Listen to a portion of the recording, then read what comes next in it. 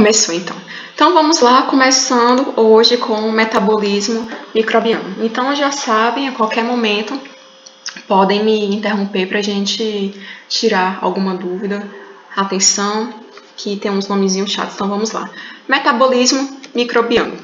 O metabolismo, de modo geral, as reações metabólicas como um todo, elas são divididas em dois grandes grupos: as reações catabólicas e as reações anabólicas.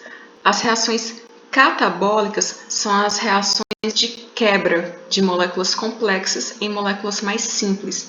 E normalmente essas reações são ditas hidrolíticas porque elas ocorrem com a participação de moléculas de água. E, além disso, elas também são chamadas de exergônicas porque elas liberam muita energia, ou seja, elas tendem a produzir, a gerar, a liberar mais energia do que de fato elas consomem para ocorrer. Já as reações anabólicas tendem a ocorrer por síntese por desidratação, ou seja, nas reações anabólicas há a tendência a liberar moléculas de água. Essas são aquelas reações que são as reações nas quais moléculas simples são unidas para formar compostos complexos. E aqui essas reações são chamadas de endergônicas, porque elas tendem a consumir mais energia do que de fato elas produzem. Quando a gente fala em ATP, a gente está falando na molécula energética de praticamente todos os seres vivos. Então, o ATP é a nossa principal molécula energética, é a nossa principal fonte energética que é utilizada tanto em reações catabólicas quanto em reações anabólicas. Só que a forma como ela é utilizada é um pouco diferente a depender do tipo de reação que a gente está considerando. Então, quando a gente fala de reações catabólicas, como eu comentei com vocês, é um processo que frequentemente gera mais energia, então gera mais ATP, gera mais ATP do que de fato consome. Então, nessas reações, a gente vai ter o ADP, que é a adenosina difosfato, de 2 fosfatos, que é então unida a uma molécula de fosfato inorgânico, e esse fósforo tem o nome de fosfato inorgânico porque é um fósforo, digamos, solto. Ele não está ligado a nenhuma outra molécula. E quando eu junto um ADP mais um fosfato inorgânico e eu tenho energia participando dessa reação, eu tenho a formação, então, de moléculas de ATP. As moléculas de ATP formadas nas reações catabólicas, elas frequentemente são utilizadas como fonte de energia para as reações anabólicas. Então, quando uma molécula de ATP chega para fazer parte de uma reação anabólica, ela normalmente é degradada em ADP, fosfato inorgânico e em energia. E essa energia é então utilizada para proporcionar a realização dessa reação anabólica. E, novamente, o ciclo se repete à medida em que vão ocorrendo reações catabólicas e reações anabólicas. Quando a gente está falando de metabolismo, é muito comum escutar sobre a teoria da colisão. Essa teoria ela foi formulada para tentar explicar como as reações químicas ocorrem. E, resumidamente, o que ela fala é que reações químicas decorrem da formação e do rompimento de ligações químicas. E quais seriam os fatores determinantes de uma reação química? O que determina que uma reação química de fato ocorra? Seriam a velocidade da colisão, energia e a configuração química das moléculas participantes da reação, ou seja, a orientação dessas moléculas. Vamos lá. Quando a gente fala da velocidade de colisão, a gente está falando, por exemplo, de duas moléculas que vão colidir. Vamos entender colidir como bater de frente. Então, são duas moléculas que vão bater de frente entre si. A velocidade dessa colisão, ela contribui para determinar se essa colisão vai resultar numa reação química de fato ou não. Toda reação química precisa de uma energia mínima para que ela possa ocorrer. E essa energia mínima é chamada de energia de ativação. Então, energia de ativação é a energia mínima necessária para que uma colisão resulte em reação química. E, por fim, a configuração química, a orientação, ou seja, como uma molécula está orientada em relação à outra. Nesse sentido, se eu tenho uma velocidade correta, mas eu não tenho a energia nem a orientação, então eu não tenho reação química. A gente está vendo que as duas moléculas, os dois compostos, né, diferentes entre si, permanecem separados. Se eu tiver a velocidade adequada, eu tenho a energia necessária, ou seja, eu tenho a energia de ativação, mas eu não tenho a orientação correta, eu também não tenho reação. Agora, quando eu junto a velocidade, a energia e a orientação correta, então a probabilidade de eu ter uma reação química efetivada ela é muito maior. E, nesse sentido, a taxa de reação pode ser entendida como a quantidade de colisões que, de fato, resultam em uma reação química. E a gente sabe que no metabolismo, e não só no metabolismo, né, mas no funcionamento de um organismo como um todo, a participação das enzimas é imprescindível. As enzimas, elas podem ser entendidas como catalisadores biológicos. O que é catalisador? É uma determinada molécula, partícula, componente capaz de acelerar a velocidade de uma determinada reação. Elas são chamadas de biológicas, afinal de contas, elas ocorrem no nosso organismo, que é um ser vivo, é um órgão vivo. Não só, considerando que a gente está falando de micróbios, as bactérias são seres vivos também. Então, nesse sentido, como as enzimas estão presentes na bactéria, elas são chamadas de catalisadores biológicos, porque elas são compostos orgânicos, elas são moléculas presentes em um ser vivo. Além disso, as enzimas elas são muito específicas para determinados alvos, e esses alvos são chamados de substrato. Então, substrato é uma molécula, uma partícula, um componente que é alvo de uma determinada enzima. Quando a gente está falando da reação enzima-substrato, é muito importante entender como que esse processo ocorre em linhas gerais. Nesse sentido, a gente tem aqui uma enzima e essa porção da enzima, aqui chamada de sítio ativo, é exatamente o local onde o substrato da enzima ele adere para então ser modificado pela enzima. Uma vez que esse substrato esteja acoplado à enzima, lá no sítio ativo dela, nós temos a formação de um complexo intermediário, chamado de complexo enzima-substrato. Quando esse complexo é formado, o substrato ele passa por modificações lá no sítio ativo da enzima. Então, são reações enzimáticas que acontecem de modo a modificar o substrato e, ao final dessa modificação, a gente vai ter o produto dessa reação enzimática, dessa modificação do substrato. Uma vez que o produto esteja pronto, ele deixou de ser o substrato da enzima, então ele não consegue mais ficar aderido ao sítio ativo. Nesse sentido, os produtos são liberados da enzima e agora a enzima ela permanece livre para modificar um novo substrato. Além disso, quais seriam os componentes fundamentais de uma enzima? Primeiro que quando uma enzima ela tem apenas a porção proteica, ela é chamada de apoenzima. Então, apoenzima é apenas uma porção proteica inativa. Então, nesse momento, a enzima está inativa, ela não tem função. Para que ela seja ativada, é necessário que ela forme uma união com o que a gente chama de cofator. O cofator, ele normalmente são íons zinco, magnésio, cálcio, e esses cofatores, eles então se encaixam, eles formam uma associação com as enzimas, gerando a holoenzima. A partir do momento em que eu tenho a holoenzima, eu tenho a enzima completa e, portanto, ativa. Só que tem um pequeno detalhe.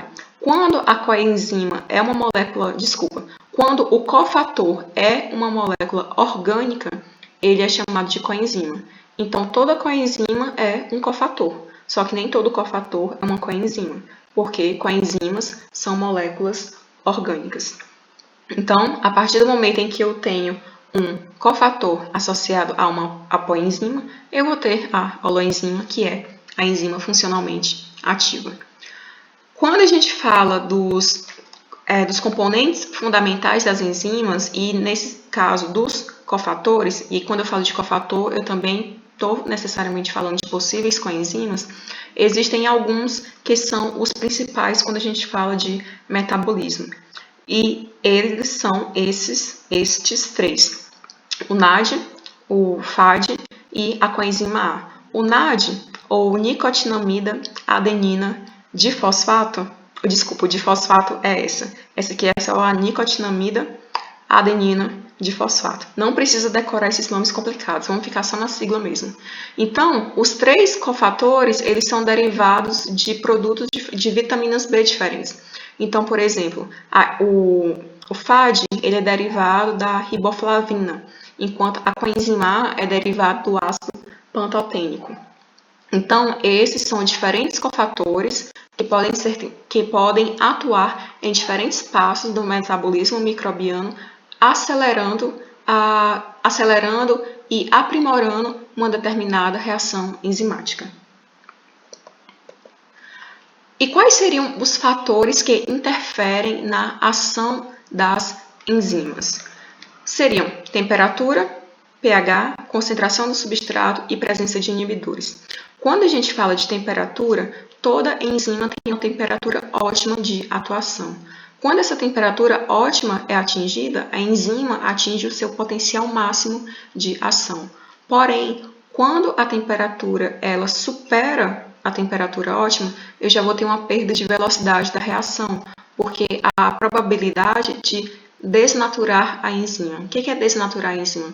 É a enzima perder a sua conformação original e assim ela perde a sua atividade. E é por isso que há a redução da velocidade da reação. Algo similar acontece quando a gente trata do pH. Toda enzima tem um pH ótimo de atuação, ou seja, nem ácido nem básico, nem muito baixo nem muito alto, algo um pouco mais mediano. Mas cada enzima tem o seu pH ótimo e um ambiente com um valor de pH abaixo ou acima desse pH ótimo também vai interferir na velocidade da reação. Quando nós falamos de concentração do substrato, nós vimos que cada enzima tem o seu alvo específico, o seu substrato específico. Assim, quanto mais substrato tiver no meio, quer dizer que por mais tempo a enzima vai ficar ocupada interagindo com aquele substrato. Então, quando eu tenho um sistema com determinada enzima, com determinada quantidade de enzimas, e eu tenho uma quantidade muito elevada de substrato, de forma que todas as enzimas sempre estão preenchidas, sempre estão funcionando, a minha reação está na velocidade máxima dela, porque não tem uma enzima parada. Agora, se eu já cheguei nesse ponto em que todas as enzimas estão funcionando e estão ocupadas pelo substrato, aumentar a concentração do substrato além desse ponto não interfere mais na velocidade da reação. Por quê? Porque se eu colocar mais substrato não vai fazer tanta diferença porque as enzimas já estão ocupadas. Então, colocar mais substrato não vai interferir nesse sentido. Agora, quando a gente fala de inibidores, nós temos os inibidores competitivos e os inibidores não competitivos. Os inibidores competitivos são aqueles que vão competir com o substrato pelo sítio ativo. Quando esse inibidor competitivo ele adere ao sítio ativo, essa inibição pode ser reversível ou irreversível. Vai depender muito do inibidor que a gente está lidando. Agora, existe um certo tipo de inibidor competitivo que ele fala o que a gente chama de inibição, ele faz o que nós chamamos de inibição alostérica. E por quê? Esse tipo de inibidor, que pode ser chamado de inibidor competitivo alostérico, ele vai se ligar em uma região que não é o sítio-alvo. Ele vai se ligar numa região chamada de sítio alostérico. Quando ele se liga nesse sítio alostérico, ele vai induzir a alteração do sítio ativo. Então, nesse sentido, essa alteração do sítio ativo também pode ser reversível ou irreversível. Vai depender do inibidor que a gente está lidando. Então, a gente tem o inibidor competitivo e o não competitivo. O inibidor não competitivo, ele também pode fazer essa associação ao sítio alostérico, que é como a imagem está colocando aqui. E o processo seria essencialmente o mesmo. Então, resumindo, quando a gente está falando de inibidor competitivo e inibidor não competitivo, o que a gente pode escolher manter em mente é que são moléculas, são substâncias que vão interferir na ação da enzima em relação ao seu substrato. Então, os inibidores competitivos vão competir pelo sítio alvo da enzima com o substrato, e os inibidores não competitivos, eles não necessariamente vão competir pelo sítio alvo do substrato na enzima. Eles podem fazer essa inibição se ligando ao sítio alostérico. Ficou claro? Deu para entender? Ficou alguma dúvida? Ficou algo estranho aqui? Não? Tá tranquilo? Pode continuar? Pode. Então tá, vamos lá. Então, seria, como eu falei, seria o caso da inibição alostérica, que é quando eu tenho a presença do inibidor não competitivo se ligando ao sítio alostérico, e a partir dessa ligação no sítio alostérico eu tenho a alteração do sítio ativo da enzima. Agora, quando a gente entra nos processos de produção energética, um dos mais comuns seriam as reações de oxidação-redução. Toda reação de oxidação necessariamente requer uma reação de redução. Então, esses dois tipos de reação sempre ocorrem juntos. Nesse sentido, o que acontece? Toda vez que eu falo em oxidação, eu estou falando de uma molécula que perdeu um elétron. Então, toda vez que alguém chamou aqui para entrar na aula. Então, toda vez que eu falo em oxidação, eu estou falando de uma molécula que perdeu um elétron. Então, aqui a gente tem essa molécula A que perdeu um elétron para a molécula B. Então, a molécula A foi oxidada. Por quê? Porque ela perdeu um elétron. Só que essa molécula B, que vai receber esse elétron, ela se tornou reduzida. Por quê? Porque ela recebeu o elétron. Então, a reação de oxidação seria a perda de um elétron. E a reação de redução seria o ganho desse elétron perdido. Quem perde um elétron é oxidado. Quem ganha um elétron é reduzido.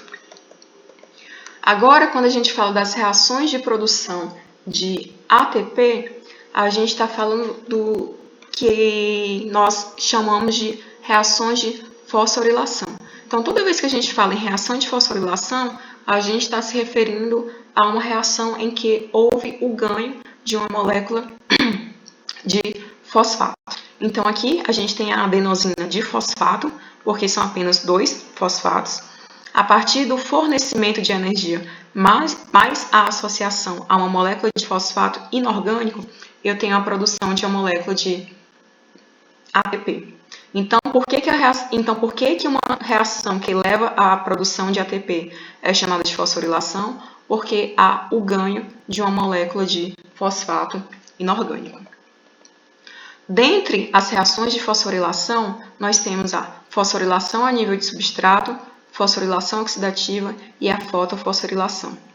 A fosforilação a nível de substrato é aquele tipo de fosforilação em que tem uma doação direta de uma molécula de fosfato de um determinado componente para outra molécula que participa da reação. Então, é como se eu tivesse a liberação. Eu tenho 2 moléculas participando de uma reação e uma delas libera um grupamento fosfato que, então, confere energia para que a reação ocorra. Já quando eu estou falando de fosforilação oxidativa, eu estou falando de uma cadeia de eventos durante a qual há a liberação de elétrons. Então, essa liberação sequencial de elétrons acaba também promovendo energia para a formação de ATP.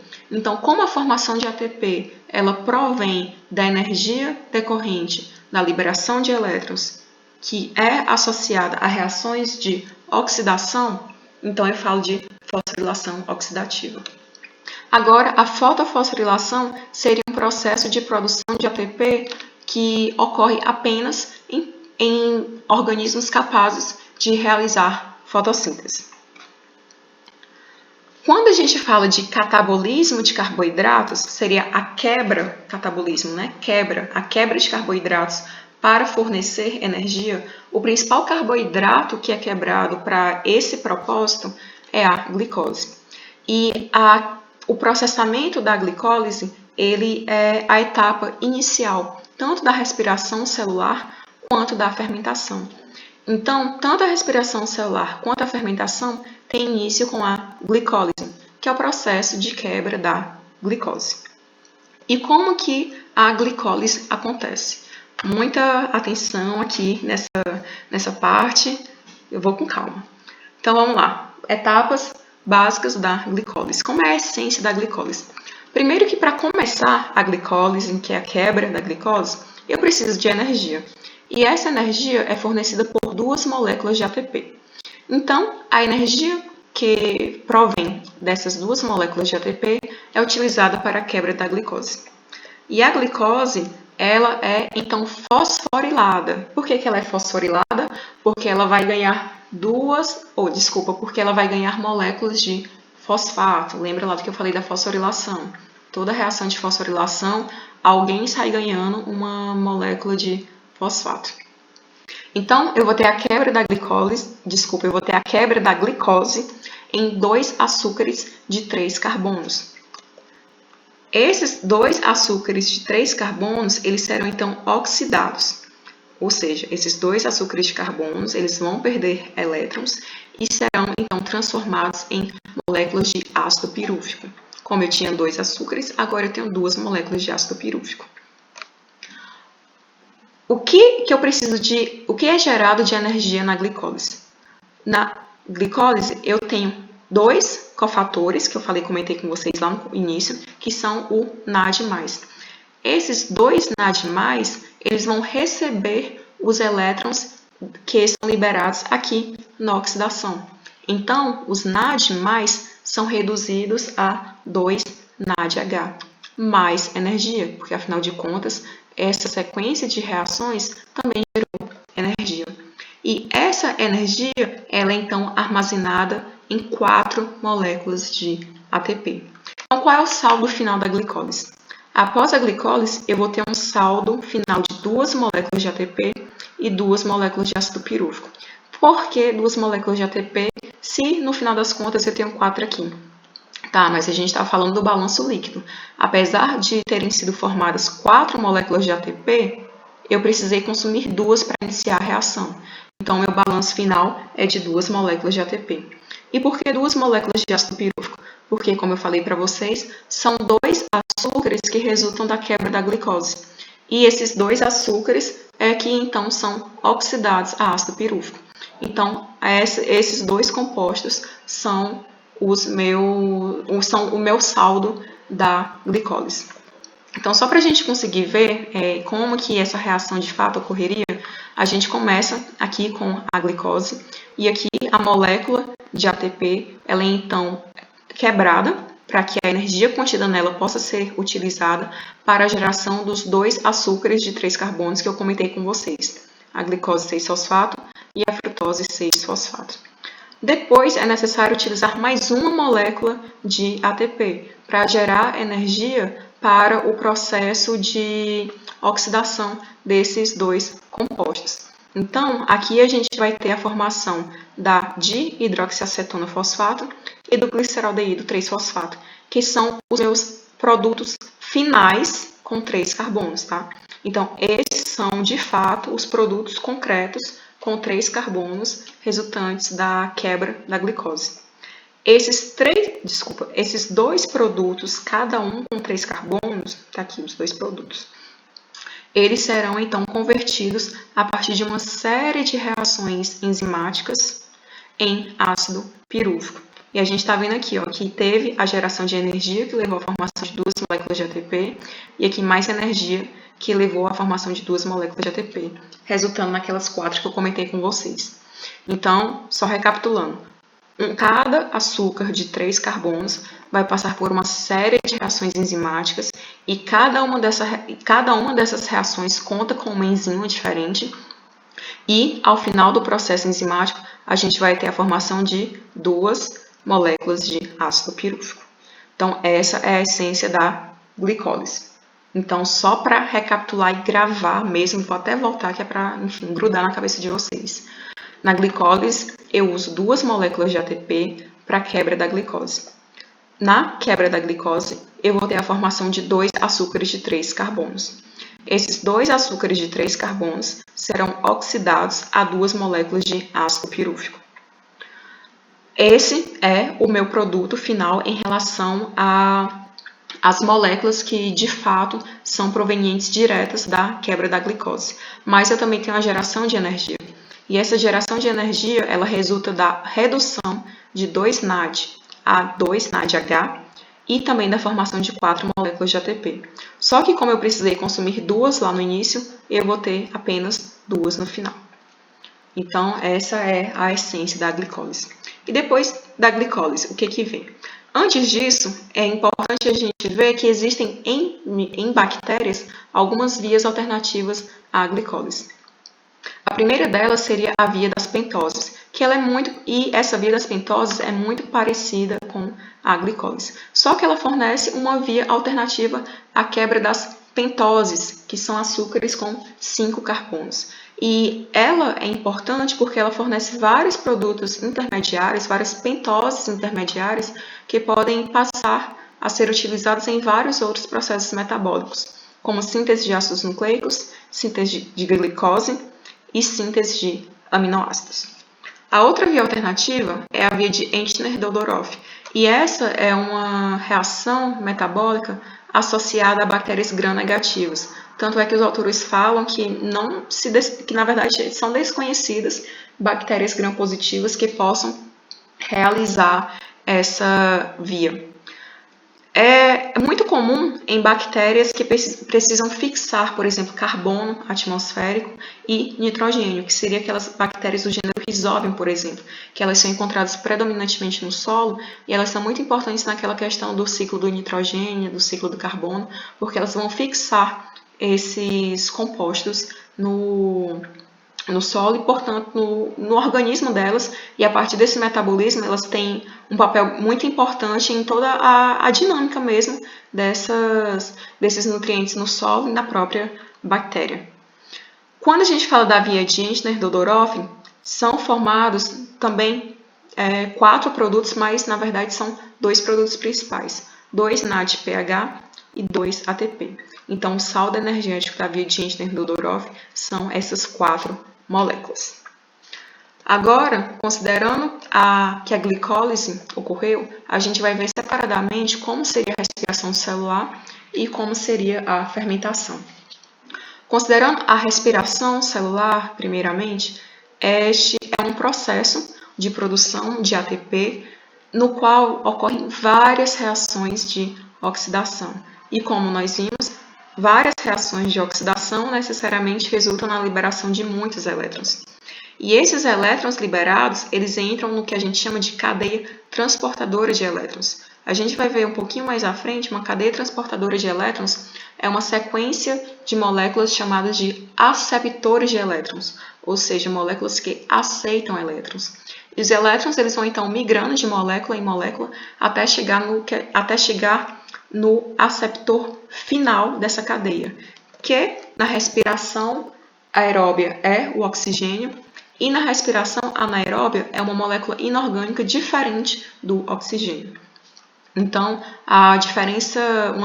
uma das principais diferenças entre a respiração aeróbia e a respiração anaeróbia seria exatamente quem é o aceptor final de elétrons.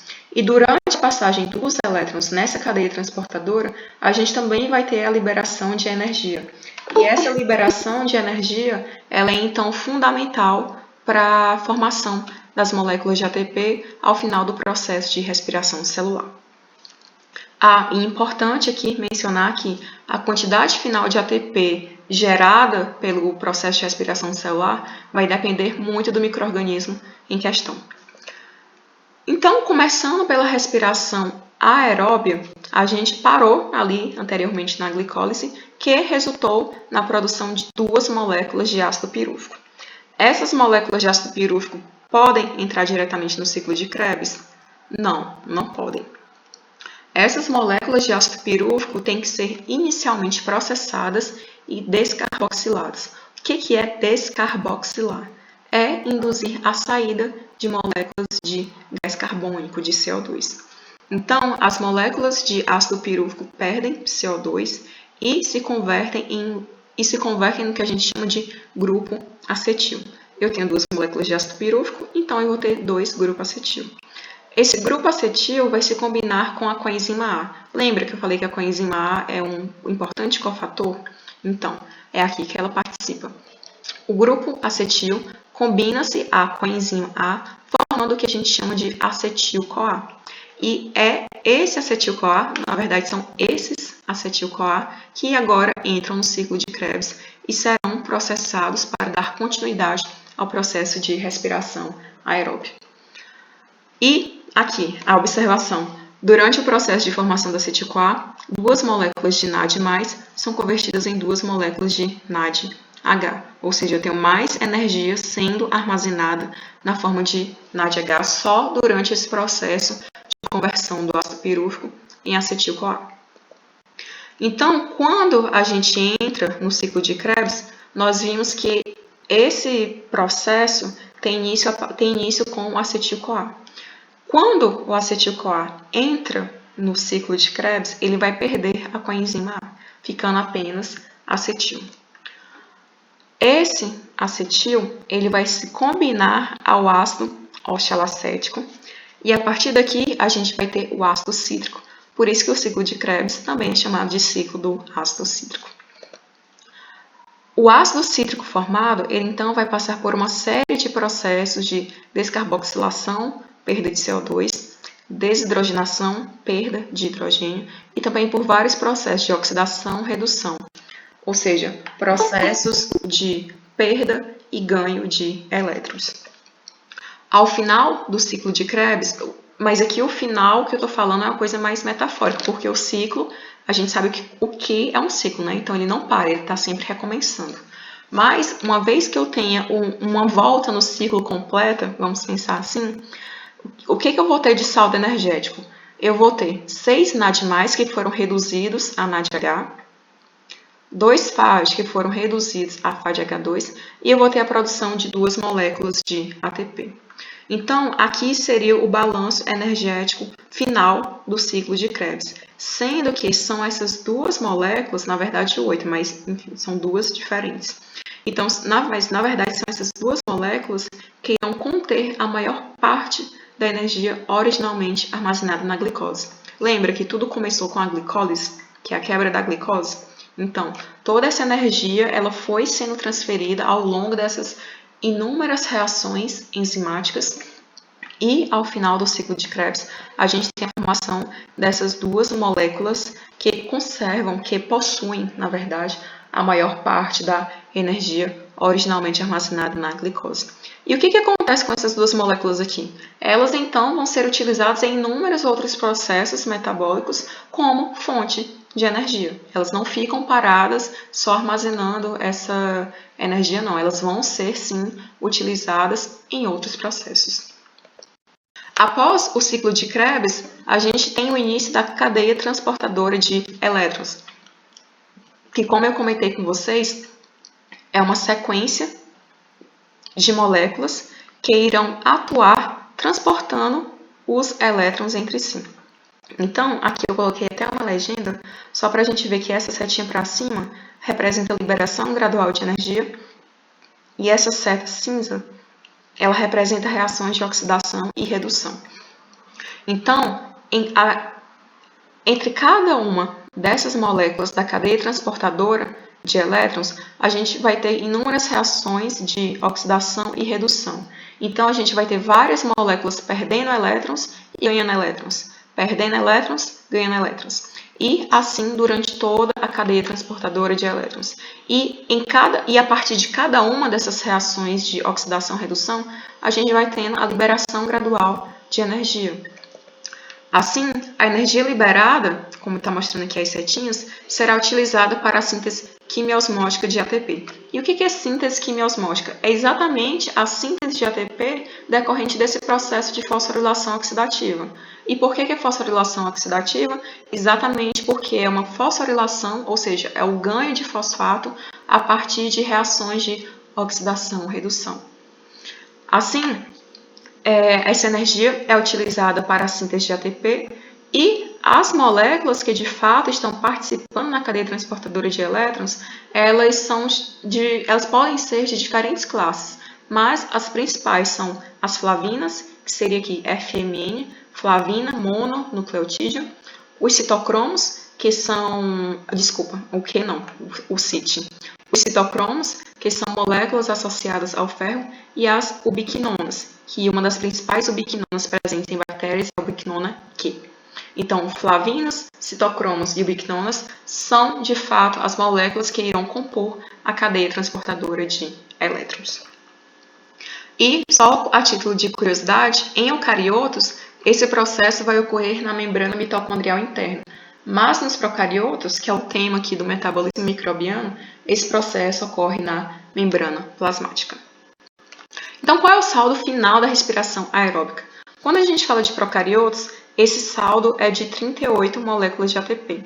Quando a gente fala de eucariotos, esse saldo é de 36 moléculas de ATP. Porque quando a gente fala em eucariotos, há um consumo um pouco maior de moléculas de ATP nesse processo de glicólise e de respiração aeróbia, o que não acontece nos procariotos.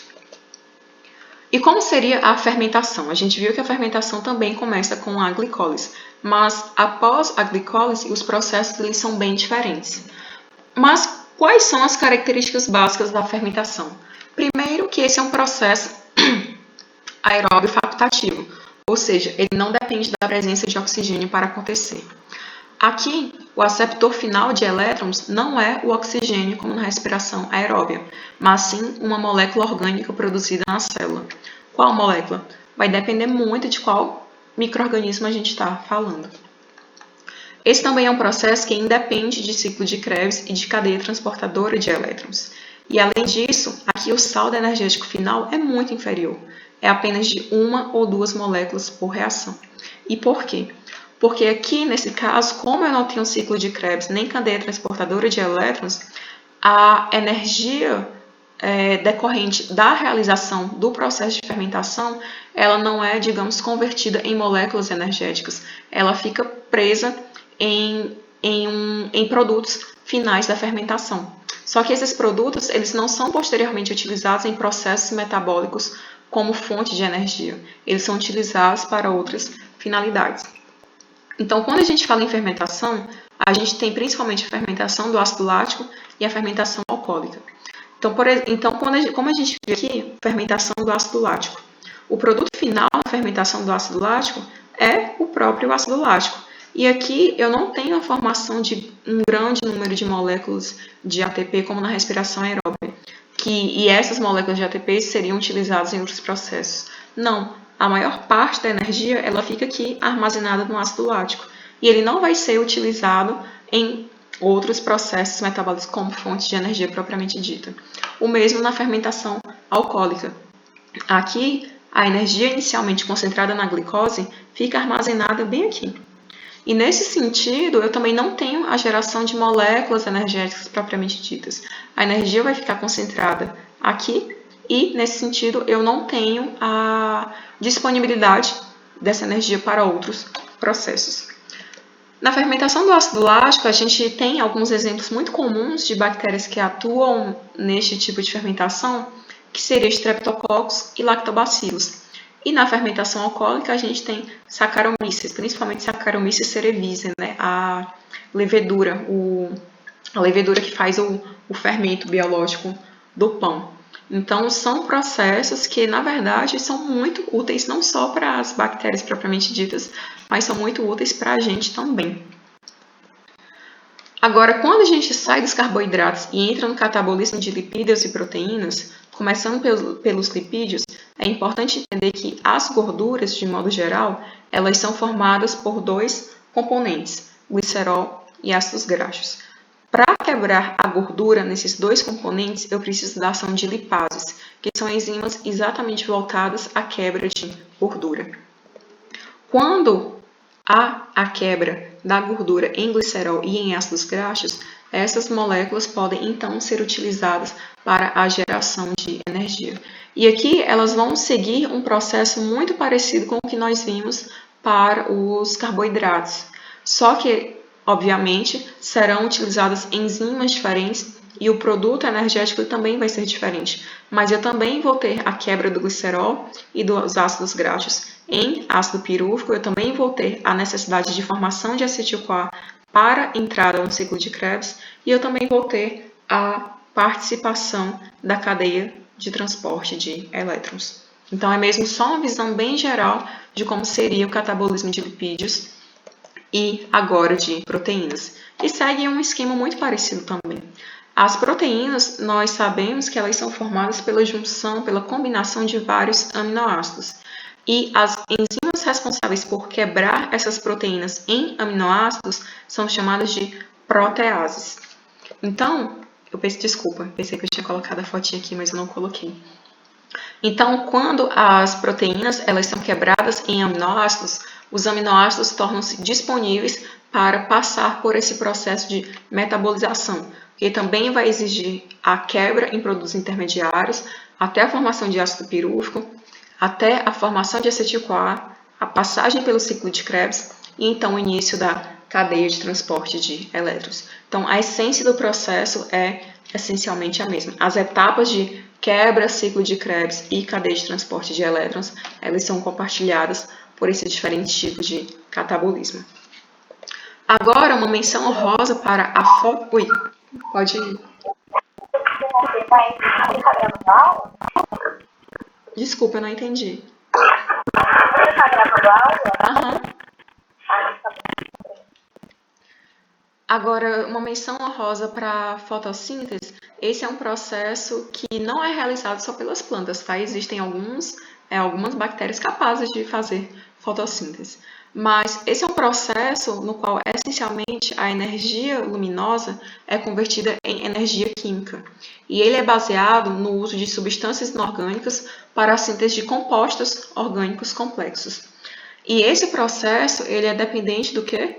Do gás carbônico atmosférico. Esse carbono do gás carbônico ele é utilizado para a formação de açúcares simples. E esse processo de uso do gás carbônico atmosférico para a formação de açúcares simples é chamado de fixação do carbono. Agora, quando a gente entra em como o processo de fato seria realizado, a gente tem uma pequena diferença em relação ao micro-organismo considerado. Então, plantas, algas e cianobactérias, elas são capazes de utilizar a água como doador de hidrogênio, liberando oxigênio. Então, aqui a gente vai ter o gás carbônico, a participação da água, a energia da luz para a formação aqui da glicose. Se tiver alguém da química e eu estiver errado e não for glicose, por favor, me corrija, porque agora me deu até uma confusãozinha aqui, mas eu tenho quase certeza que é glicose. Agora, quando a gente está falando das bactérias verdes e púrpuras, elas vão utilizar o ácido sulfídrico como doador de hidrogênio, produzindo grânulos de enxofre. Então, aqui, ao invés das 12 moléculas de água, nós vamos ter 12 moléculas de ácido sulfídrico. Então, a presença dessas moléculas, mais a energia da luz, mais o gás carbônico, também permite a formação de açúcares simples. Esse processo como um todo de formação desses açúcares simples ocorre essencialmente em duas etapas. A primeira delas é dependente de luz, que seria a fase luminosa, e é aqui onde ocorre a fotofosforilação, porque é exatamente a fase na qual há a participação, o uso da energia da luz para a formação da molécula de ATP. A segunda fase ela é independente de luz e ela é chamada de fase escura ou ciclo de Calvin-Benson. Por que é chamado de ciclo de Calvin-Benson? Provavelmente porque foi essa a pessoa que descreveu o processo, apenas isso. E aqui é um processo que resulta na redução de gás carbônico em açúcares. Então, seria exatamente aqui que seria exatamente aqui na fase escura em que a gente vê o processo de conversão do gás carbônico em açúcares simples. Então, seria um processo mais concentrado na fase escura da fotossíntese. Então, é só uma breve menção rosa sobre o processo metabólico da fotossíntese. Agora, quando a gente considera a diversidade metabólica entre os organismos, são várias as possibilidades que podem acontecer. Quando a gente considera a fonte de energia, os organismos como um todo podem ser fototróficos, que são aqueles capazes de utilizar a energia da luz, e os organismos quimiotróficos, que são aqueles que eles precisam executar reações para a captação de moléculas orgânicas para realizar os seus processos metabólicos. Quando a gente fala da fonte de carbono, a gente tem os autotróficos, que seriam aqueles capazes, como as plantas capazes de captar esse carbono, e os heterotróficos, que eles precisam consumir uma fonte de carbono para executar os seus processos metabólicos. Quando a gente associa fonte de energia à fonte de carbono, então nós podemos ter fotoalotróficos, fotoheterotróficos, quimiautotróficos e quimioheterotróficos. Então, são várias as possibilidades de organismos que podem existir a depender de como eles realizam os seus processos metabólicos. E já entrando nas etapas finais dessa parte de metabolismo microbiano, quando a gente fala das vias metabólicas de uso de energia, então a gente já está falando de processos que vão quebrar moléculas, a gente já está falando dos processos que vão unir moléculas simples em moléculas complexas. E é a isso a que se refere o termo biossíntese, ou seja, a gente vai sintetizar moléculas complexas a partir de moléculas simples. Quando a gente fala da biossíntese de polissacarídeos, então a gente está falando o quê? Da biossíntese, seria a síntese orgânica de moléculas que reúnem vários carboidratos agregados entre si. Pegando como exemplo a glicose pode ser utilizada para a síntese de glicogênio, que seria a presença de várias moléculas de glicose unidas entre si. Só que para a glicose, que é um açúcar simples, ser convertida em glicogênio, que já é um açúcar mais complexo, é necessário que as moléculas de glicose sejam fosforiladas, ou seja, elas ganhem fosfato, e então sejam ligadas, conectadas entre si. Esse processo de fosforilação ele é um pouco diferente se a gente está falando de organismos bacterianos, microbianos ou animais. Mas o que acontece? Na glicólise, a glicose é transformada em glicose 6-fosfato. E quando eu tenho a glicose 6-fosfato, considerando aqui bactérias em animais, eu vou ter a participação de ATP nas bactérias. Quando eu tenho a entrada do ATP nesse processo, eu vou ter a formação da adenosina difosfato glicose. Nem precisa se preocupar com esse nome não, a gente pode ficar só na sigla mesmo, ADPG. Isso aqui eu não vou, quando a gente for fazer a prova, eu não vou pedir essas siglas complicadas para vocês não. O que eu quero que vocês entendam aqui é que quando eu tenho a associação da glicose 6-fosfato com o ATP, há a formação desse intermediário que vai ter um grupo fosfato na sua composição e a junção de várias moléculas desse intermediário leva à formação do glicogênio. Algo muito parecido acontece nos animais. Quando eu tenho a formação da glicose 6-fosfato, eu vou ter aqui, no caso, a participação do UTP, que é a uridina trifosfato.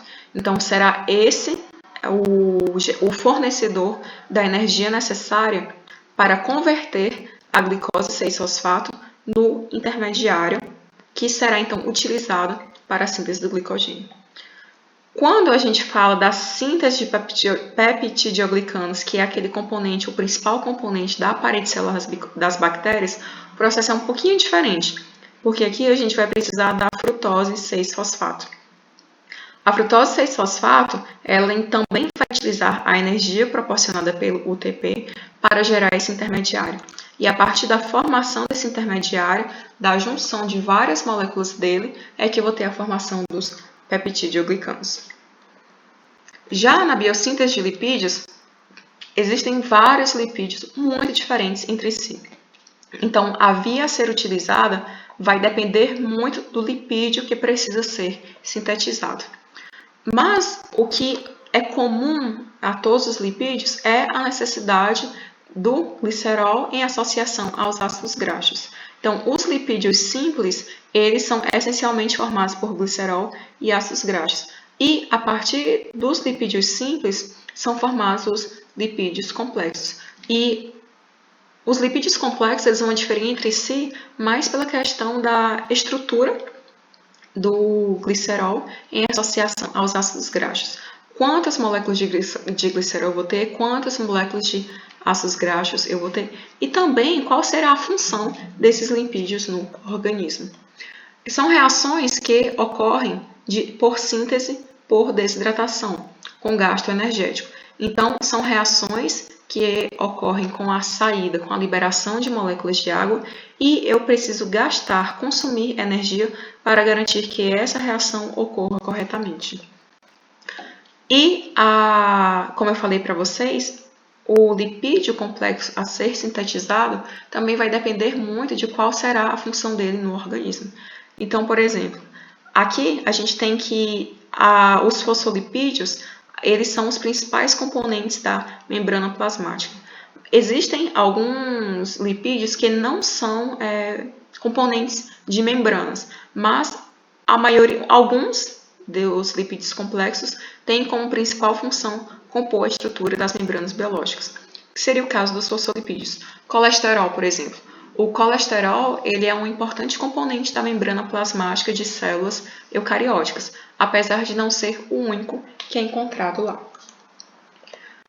Já na biossíntese de aminoácidos e proteínas, é importante considerar que existem aqueles micro-organismos capazes de sintetizar seus próprios aminoácidos, mas também existem aqueles que precisam obter externamente esses aminoácidos, ou seja, eles precisam de alguma fonte externa, a partir de alguma fonte externa, ingerir esses aminoácidos. O interessante é que, independente do micro-organismo, se ele consegue produzir todos ou se ele obtém externamente, nessa situação, o ciclo de Krebs ele fornece alguns intermediários para a síntese de aminoácidos. E esses intermediários, eles são, então, aminoácidos que vão passar por um processo chamado de aminação, que é um processo em que eu tenho a adição de um grupo amina, que é um grupo com nitrogênio aqui na sua composição, a um ácido apropriado no ciclo de Krebs. Então, quando eu tenho esse processo, eu vou ter, então, a formação do aminoácido que, de fato, será utilizado para a síntese de proteínas. Afinal de contas, a gente sabe que as proteínas elas são formadas por vários aminoácidos adequados àquela proteína, agrupados, conectados entre si. Então, como visão geral da biossíntese de aminoácidos e proteínas, a gente primeiro precisa sintetizar e disponibilizar os aminoácidos para, então, formar as proteínas. Então, essa seria a visão geral da formação dos aminoácidos. E, por fim, quando a gente fala de biossíntese de purinas e pirimidinas, a primeira coisa que vem na nossa mente é o DNA e o RNA, os ácidos nucleicos.